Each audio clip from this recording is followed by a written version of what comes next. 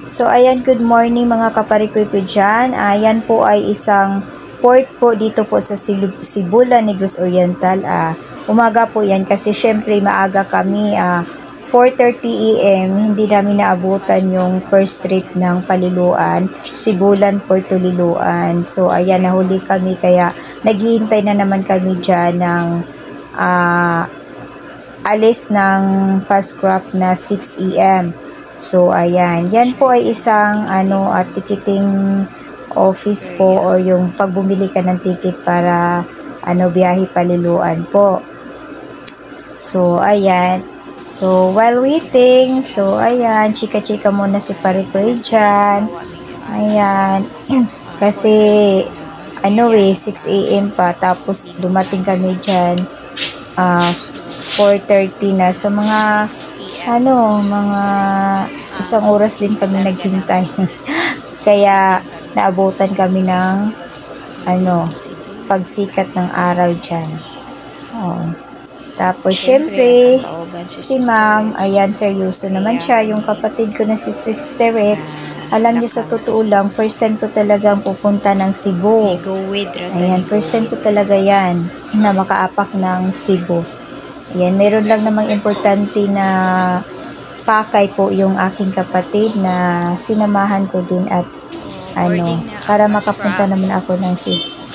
So, syempre, sabi ng taga-port dito sa Sibulan ay it's already time na 6 AM na po. Ayan, papasok na po kami dyan para pasakay na po kami sa fast craft. So, syempre, yung kapatid ko na una dahil may bit-bit siyang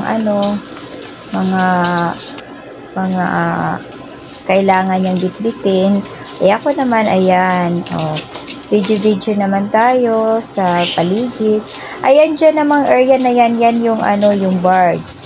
Tapos nasa fast craft kami. Ayan. Yan yung pong kapatid ko. So, ewan ko, first time ko talaga at buti na lang ang panahon naman po ay napaka-sobrang ganda ng panahon. Thank you Lord talaga dyan kasi malinaw yung dagat at hindi maalon. Charot. So, pero hayaan nyo na si Parikoy nyo dyan ay tingnan nyo naman yung mukha ko. Haggard na haggard. Umagang-umaga pa lang, diba? Ayan. Papasok na kami ng fast craft. Ayan. Siyempre, laging mauna talaga yung kapatid ko kasi ako yung taga-video, diba? Sana all. Ayan. So, tingnan natin, no? Ayan na si Parikoy. Hayaan nyo na pag nakakita kayo na parating nakaayos sa kanyang buhok at yung buhok ng Parikoy naman ay napakabuhaghag naman talaga, no? Tsaka ayan, no? Tingnan nyo naman. Ganyan. Pagpapasok ka ng fast craft. So, yan po ay unti-unti na pong nag-andar na po yung aming sakay na fast craft at kung nakita nyo, papalayo na kami dyan sa port ng Sibulan at papunta na kami ng port ng Liloan. So, ayan yung mga kasamahan dyan sa fast craft na sumasakay. Hindi naman siya loaded, okay lang kasi hindi naman sakayan kasi yung time na yan. So, kaya hindi madami at yan naman si tatay. Tingnan nyo si tatay, napakaseryoso naman habang nagdadala ng kanyang tutugtugin kung ano ba yung instrument na yan. Parang nagmuni-muni yung tatay dyan. At ito naman kasamahan namin na sumasakay. Chika-chika naman sila. Pwede syempre kami din namang magkapatid picture-picture. Ayan. Kahit haggard pa ang face at gutom na yan kasi syempre 6 AM. Hindi pa kami naka-breakfast. Kape lang. Ayan. So, yan naman po yung nakikita nyo. Yan. Yung bundok na yan, syempre. Ano na yan? Palapit na kami sa port ng Liloan. Liloan, Uslob, yan. Yan dyan sila. Yan lang yung na yan. Area na yan. Diba? Napakalino talaga ng very, very nice talaga ng ng dagat dyan. Talaga naman, hindi ka mahihilo. Tapos first time mong pumunta sa sa Cebu, diba? Excited? Ang parikoy nyo dyan. Charot. Excited? Eh, alam nyo naman, ang sabi nila, yung biyahe daw ng from Liloan po hanggang sa Cebu po ay 5 hours. Depende sa takbo yata ng driver ng bus. So, ayan, mas lalong lumalapit na po talaga kami sa port ng Liloan. So, ayan, makikita nyo dyan. Ang ganda ng Liloan. Nako, white sand. O, see, tingnan nyo. O, yan, Liloan na yan. Malapit na talaga kami. Malapit na talaga kami dyan, nabababa. Yan na po yung Liloan Port. O, diba? White sand, sabi ko sa inyo eh. O, kung sino man yung gusto dito, maligo, o, punta lang kayo dito. Pwede kayo, magstay dyan. Mayroong mga, dyan. Mga rent na pwede kayong mag-overnight yata. Hindi ko rin alam kasi hindi pa rin naman ako nakaligo dyan sa, sa beach nila. Kasi taga Sibulan lang po naman kami. O, diba? So, ayan. Yan na po yung port. At naghihintay po kami na ibababa po yung mahiwagang hagdan. Yan yung nakita yung blue na yan. O, ayan. Tignan nyo. Titigan nyo po. Ayan, bababa na yung mahiwagang hagdan ng Fastcraft. At kami ay sasakay na dyan. Siyempre, para naman hindi sasakay kaloka talaga. Ayan. Lalabas na kami dyan sa Fastcraft. Hindi naman siya uminga-inga kasi nga maganda naman yung hangin. O, kaya ayan na.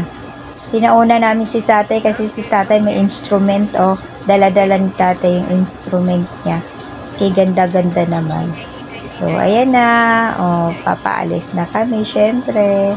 Tapos, ako naman, dahan-dahan. Kasi baka mahulog yung aking cellphone habang nagbi-video na ko po. Wala na akong panggamit pang vlog ko. Charot. Wala pa pong pambili ng bago. So, ayan. Yan po. Yan. Si Manong nakatayo, naka-observe sa amin. O, ayan na.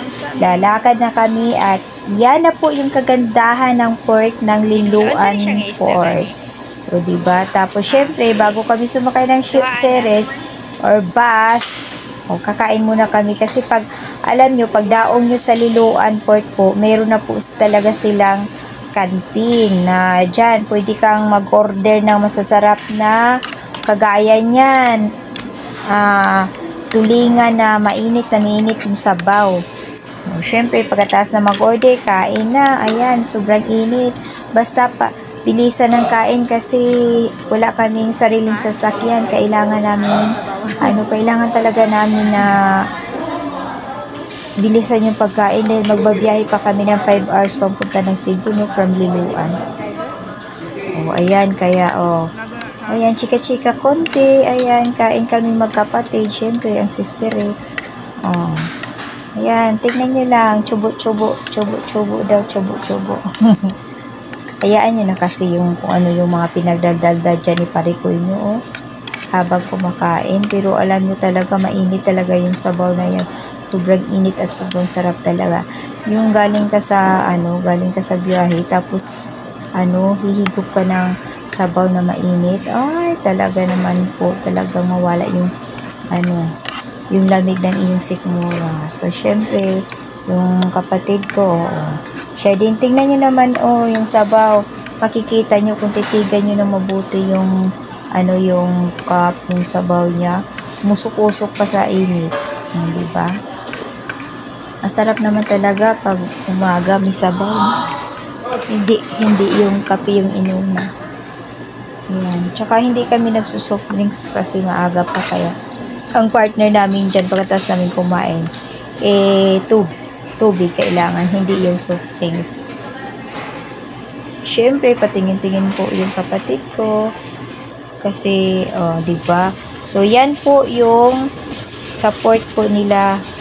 Kapag galing ka doon sa Fastcraft, yan, andyan na po yan. Syempre, katapos namin kumain, ayan na po yung bus na sinakyan namin. Talagang walang kataw-tawa talaga yung bus kasi hindi talaga sakayin ba, kumbaga. Yung bus na yan, papunta na po yan ng Cebu at yan na. Tingnan nyo, pa-cute-cute naman kami dyan. Kami lang talaga, Tsaka yung kapatid ko, kailangan niyang mag-relax. Tingnan nyo yung bus. Walang katao-tao. Hasta talaga kalmilan talaga. Yan. Hanggang ano na yan, hanggang sa city. So, first time ko talaga nakita tong Cebu ko na ito pala yung yung view ng Cebu. Pero hindi talaga kami pumunta doon sa Hindi pa ako nakapunta talaga doon sa pinaka-city ng Cebu. Tapos syempre, kuha tayo ng video, parang documentary ba na, ito pala yung Cebu. Ito pala, ganito pala sa kanila. Kasi nakarating ng ako ng Maynila, nakarating na ako ng Manila lang din naman narating ko, no? Wala naman ako ibang naratingan. So, hindi pa nga din ako nakarating ng Bacolod. Basta hanggang dyan lang ako. So, kawawa naman si Parikoy nyo, no? Hindi kasi gala yung Parikoy nyo. So, ayan.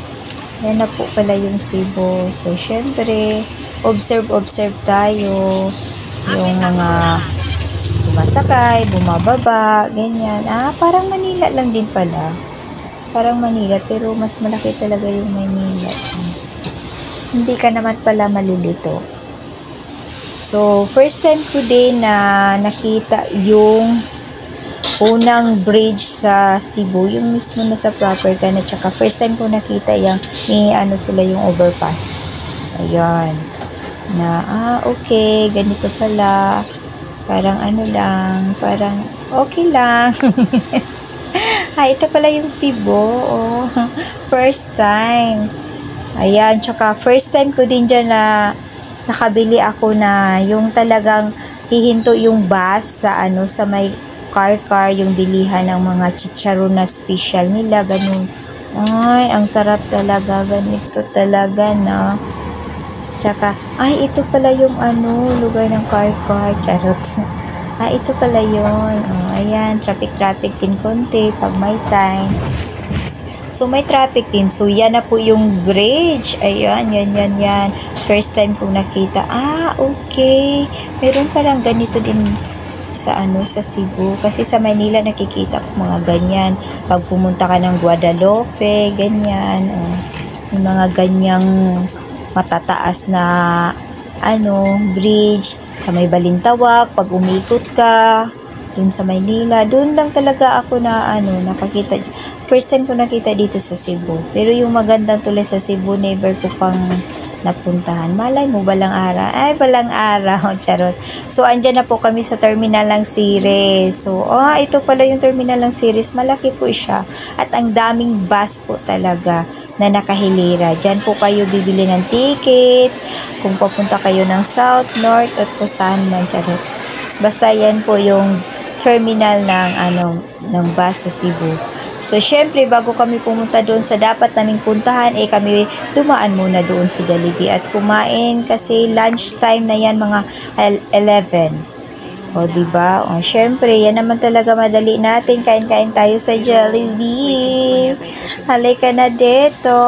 Diba? So, after kumain kami, so, syempre, andyan na kami sa dapat naming puntahan na kailangan puntahan ng kapatid ko. Diba? Charot. Chulalay lang naman ako dito. Chulalay. So, ayan. So, nasa labas po ako ng building po while waiting po sa kanya. Diba? At syempre, yung kapatid ko, ayan, ayos na naman ang buhok si Parikoy nyo. Kaloka talaga to. Waiting po sa kapatid niya. Ayan, si Sisteret. Ayan, si ma'am po. Ayan, si ma'am.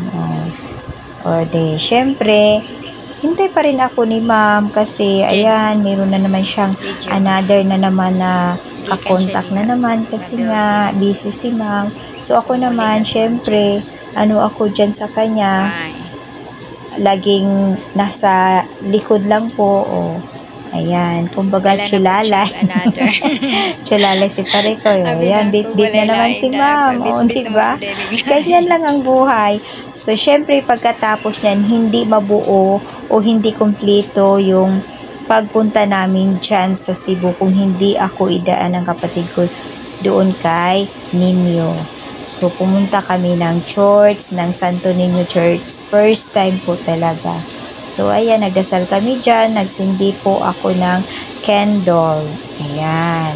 So, syempre, nag-pray yung mga wishes natin, guidance, ganyan, ni Senior Santo Niño, na i-guide tayo, i-bless tayo, kung ano-ano pa man dyan mga wishes natin. At first time po talagang nakapunta din dyan sa church ng Santo Niño Church de Cebu. Diba? So, ayan. So, after nun, syempre, hindi ko na nakakuha na kumain kami uli para biyahin na naman kami pa uwi sa Negros, dito sa Sibulan. So, diba? Nagabi na kami. Gabi na po yan. Talagang haggard talaga the whole day. Ganun talaga ang biyahe. Liloan to Cebu. So, ayan. Mas lalong haggard na ang beauty. Pero, relax pa din si Parikoy. Pa-cute-cute lang. Kahit hindi cute. Ay, kahit hindi cute. Diba? Siyempre, ganun lang. Pero, yung kapatid ko dyan, yung sisterit ko, ay medyo nahilo-hilo na din siya, no?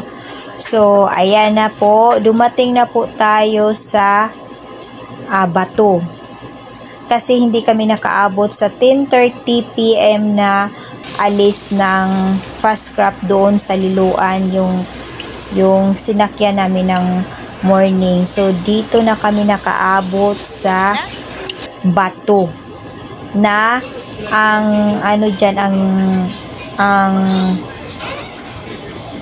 ang dock niyan is doon sa Tampi, Amlan. So, hindi na talaga mismo sa lugar namin, no. So, ayan, nakaakyat na kami ng barge na yan, hindi na fast crop. So, yung bus namin na sinakyan from Cebu, andyan din kasama. Kasi yung ticket namin, kasama na po dyan yung tao, no? At yung series. Pero, yung series, iba din yung pamasahe at iba din yung pamasahe din dyan sa barge. Ayan. So, napakahagad na talaga. Tapos, syempre, buhaghag yung hair ko. Huwag nyo nang pansinin yung hair ko na parati kong inayos-ayos kasi nga buhaghag. Mas lalong hahagad yung ating mukha dyan. So, ayan. Yung kapatid ko naman, seryoso pa rin siya. Very busy kasi para siyang call center. Call center. Diba? So, ayan. While waiting na magdock na yung barge namin sa Tampi. Pakit-kit lang. Observe lang si Parikoy nyo. Syempre. Diba? Kahit hindi cute. Ganyan lang. Ganyan. Ayan na. Ayos na naman ang buhok si Parikoy nyo. Diba? Makasana all na lang kayo. Ilang beses na ako nag-ayos yan. From morning to evening. Charot. Hello ka talaga naman to si Parikoy nyo. Pakit na naman. Kasi nga, umaandar yung umaandar na yung birds na yan. At malapit na kaming magdag sa Tampi, Amlan. Amlan, tapos from Amlan, San Jose, Sibulan. Ganun lang. May isang taon na gap. Kasi hindi na kami diretso talaga sa sa mismong town sa Sibulan. So, ayan, nakasakay na kami sa bus uli at yan ay papalabas na ng barge at kami ay uuwi na ng aming Sibulan. Charot. Yan, Tampi na po yan. Kaya hanggang dito na lang po si Parikoy. Thank you so much or thanks for watching my